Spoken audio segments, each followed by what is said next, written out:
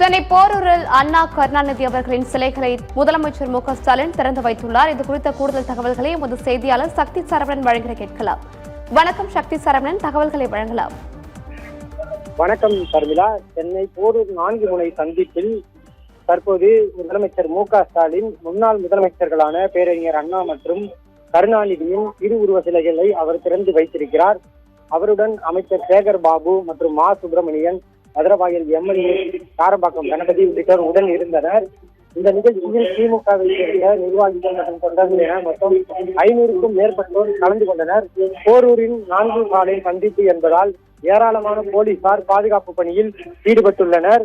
தற்போது போக்குவரத்து நெரிசல் ஏற்பட்டாலும் அதனை உடனுக்குடன் போக்குவரத்து போலீசார் சரி செய்து வருகின்றனர். அதே சமயம் சிலையை திறந்து வைத்த மு.க.ஸ்டாலின் விரைவில் மதுரவாயல் தொகுதி தொடர்பாக பல்வேறு ஆலோசனைகளை நிர்வாகிகளிடம் மேற்கொண்டு சென்றிருக்கிறார். மதுரவாயல் தொகுதியில் அடுத்து யார் போட்டியிடுவார் என்பது தொடர்பான ஆலோசனையை அவர் மேற்கொண்டதாக கட்சி வட்டாரத்தில் கூறப்படுகிறது. இந்த நிகழ்ச்சியில்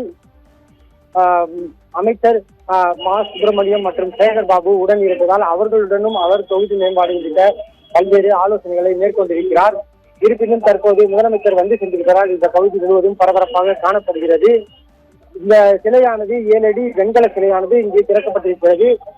இதனை மதுரவாயல் எம்எல்ஏ காரம்பாக்கம் கணபதி அவர்கள் தன்னுடைய மேம்பாட்டு நிதியிலிருந்து திறந்து வைக்கப்பட்டதாக கூறப்படுகிறது.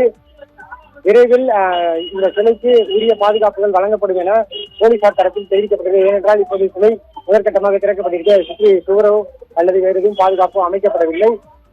அதனால் விரைவில் இதற்கு முழு பாதுகாப்பு உள்ளிட்ட உபகரணங்கள் மற்றும் கட்டுமான பணிகள் நடைபெறும் என தெரிவிக்கப்பட்டுள்ளது.